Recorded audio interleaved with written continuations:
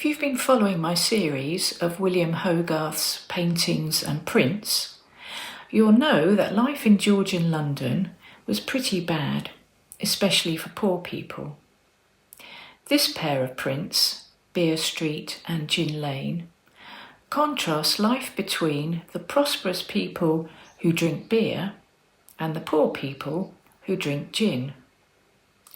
Gin drinking caused a lot of problems in society at that time, and Hogarth's Gin Lane was meant to shock. Hogarth used these prints to campaign for change. Hi, my name's Jane and I'm an ESOL teacher. I've been teaching English to adults for many years, and I'm a big fan of William Hogarth, who was an excellent storyteller. His stories are a great way to learn about social history and build your English vocabulary at the same time. Do visit my website at the end of the video, where you'll find a script and vocabulary exercises to download. I hope you enjoy the video. Beer Street and Gin Lane are two prints issued in 1751 by English artist William Hogarth. They are designed to be viewed together, as they depict the evils of the consumption of gin in contrast to the merits of drinking beer. Hogarth lived and worked during the Georgian era, when alcohol was commonly drunk by all classes. The increasing consumption of gin from the 1700s resulted in an epidemic of binge drinking that became known as the gin craze, which was especially problematic in London. From 1689 onward, the English government encouraged the industry of distilling, as it helped increase grain prices, which were low at that time. Imports of French wine and spirits were banned to encourage the industry at home. As gin was cheap, it was consumed especially by the poor. It was a way to forget hunger and poverty, and it was often safer to drink than the city's contaminated, sewage-infested water. In St Giles in the Fields, a slum area of London, north of Covent Garden, 1 in 5 households sold gin, whereas in Westminster, the ratio was 1 in 15. However, because there was no quality control and production was unregulated, gin was often distilled illegally in people's homes and frequently mixed with harmful substances such as turpentine, sulfuric acid, and lime oil.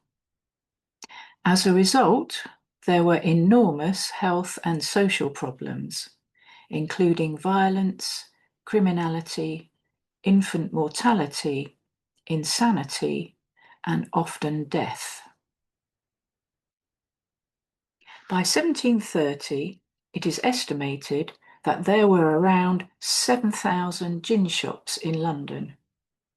Signs above gin bars read, "Drunk for a penny, dead drunk for 2 pennies, clean straw for nothing." Concerned citizens started a campaign which resulted in the Gin Act of 1751, passed to reduce the uncontrolled production and sale of cheap gin. Hogarth produced these prints to aid the campaign. He made the plates himself to reduce the cost, so they could be sold more cheaply to reach more people. The scene is St Giles, a notorious slum in London, which depicts the squalor and despair of a community raised on gin. The only businesses doing well are the gin sellers, the distiller, aptly named Killman, the pawnbroker, and the undertaker. The focus of the picture is the woman in the centre, who is drunk on gin and has let her baby slip from her arms and plunge to its death in the stairwell of the gin cellar below. Her breasts are exposed, and she is focused only on taking snuff from a box. She has been driven to prostitution and has syphilis, as shown by the sores on her legs.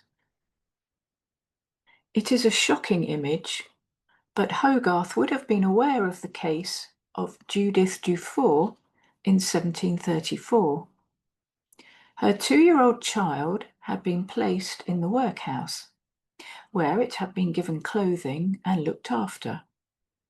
Dufour reclaimed her child, strangled it, and left the body in a ditch so that she could sell the clothes for 1 shilling 4 pence and buy gin. In another case, an elderly woman, Mary Estwick, let a toddler burn to death while she slept in a gin-induced stupor. The image of the neglectful mother became increasingly central to anti-gin propaganda. Other images of despair and madness fill the scene.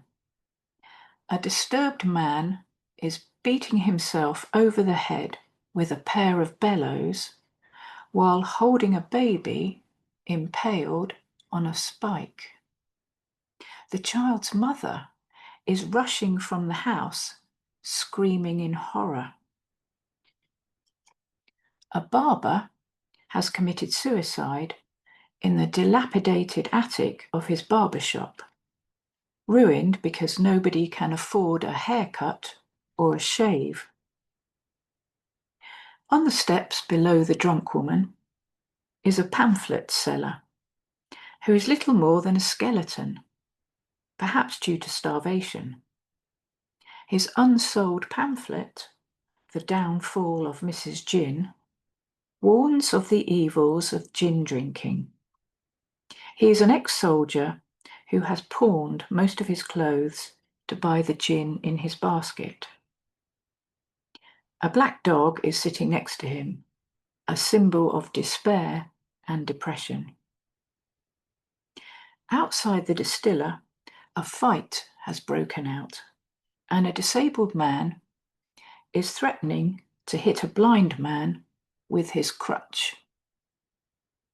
An old woman in a wheelbarrow is being fed gin. Another woman on the right of the picture is feeding gin to her baby, and 2 young girls behind her are drinking gin. In the background, a naked baby has been left crying on the ground, while its dead mother is being loaded into a coffin on the orders of the beadle. A beadle was an officer of the parish. At the pawnbroker's on the left, the greedy Mr. Gripe takes the vital possessions from a carpenter and his wife. The carpenter pawns his saw and his wife her cooking pots in order to get some money to buy gin. In front of them, a starving boy and a dog fight over a bone, while next to them a boy has fallen asleep and a snail is approaching, a symbol of the sin of laziness.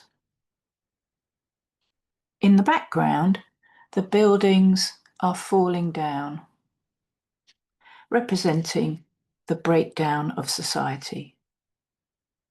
St. George's Church, Bloomsbury, can be seen in the distance, but Hogarth has composed the picture so that the pawnbroker's sign forms an alternative cross for the steeple on top of the church. The people of Gin Lane worship elsewhere. In contrast to the hell that is Gin Lane, Beer Street is full of happy, productive people enjoying life. The only failing business is the pawnbrokers, run by Mr. Pinch. His building is run down, and the sign is hanging off the wall. People here do not need to pawn off their belongings, as they are relatively prosperous. The pawnbroker has to have his beer delivered through a small window in the door, perhaps because he is afraid of debt collectors coming after him.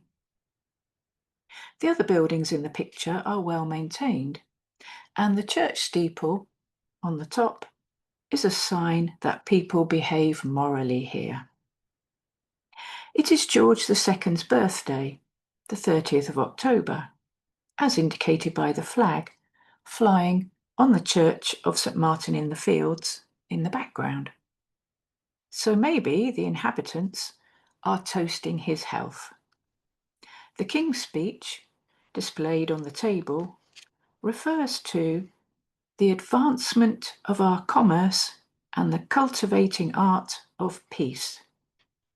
It is clear that the inhabitants of Beer Street are all working in commerce, unlike the majority of the inhabitants of Gin Lane, who are drunk and incapable of work.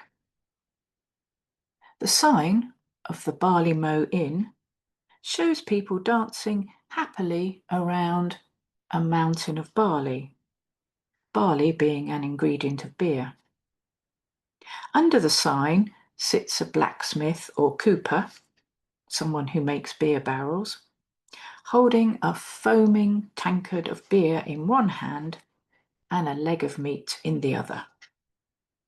Next to him is a butcher, holding his steel for sharpening knives, also enjoying a tankard of beer. In front of them is a paver, someone who repairs the street, like the men in the centre of the picture, and a housemaid he is courting. She is holding a key, which is a symbol of home or family life. Near them is a pair of fish sellers, resting with a pint of beer. They are singing the new ballad on the herring fishery, which was written by Hogarth's friend, the poet John Lockman. Their baskets are overflowing with fish, which represents the success of the fishing industry. On the right is a porter who has set down his basket of books to enjoy a beer also. Tied up in the basket are examples of books, real and imagined, that Hogarth disapproved of. The books are destined for the scrap heap. In the background, two men carrying a sedan chair stop for a drink. Inside the sedan chair is a wealthy woman wearing a large hoop skirt, which prevents her from getting out of the chair. She can be compared with the woman in the coffin and the woman in the wheelbarrow in Gin Lane. The rich woman is a prisoner due to her fashionable but impractical dress, while the women in Gin Lane are prisoners due to their poverty and addiction to gin. On the roof, the builders, who are working on the publican's house above the Sun Inn, share a toast with the master of a tailor's workshop next door. In this picture, a barrel of beer is hanging from a rope, in contrast to Gin Lane, where it is the body of the barber. Apart from the master tailor, the other tailors have not stopped working in the attic. The wages of journeyman tailors were the subject of an ongoing dispute, which was finally settled in their favour by arbitration in 1751. Hogarth shows them continuing to work, while most of the other inhabitants of the street have taken a break for refreshment. However, Although the workers have paused for a break, it is clear that they are not idle. The builders have not left their workplace to drink.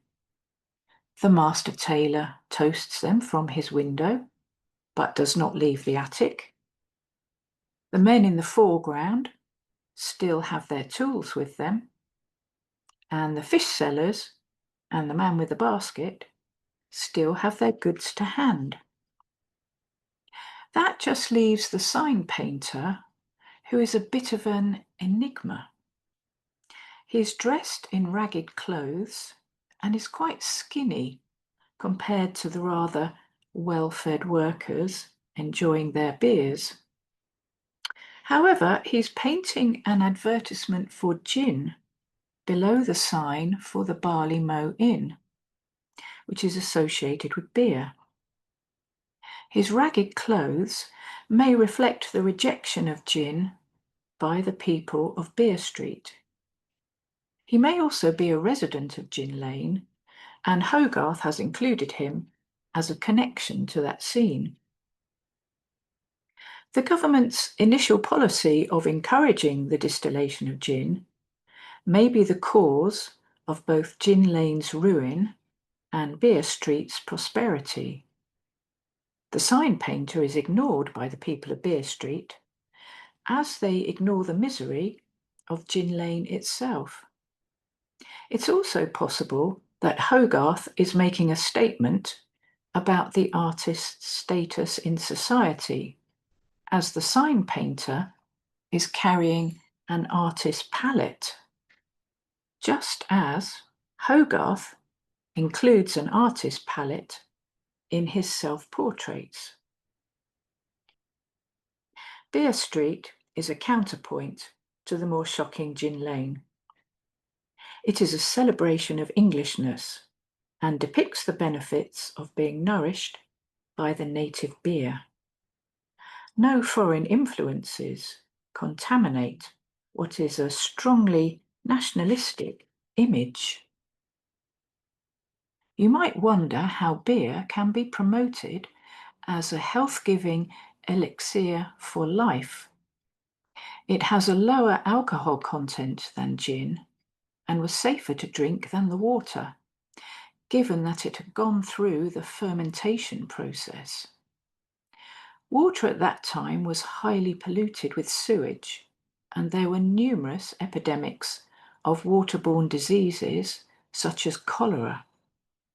In addition, gin was often contaminated with poisonous substances, which were added to make it even cheaper for the poor to afford.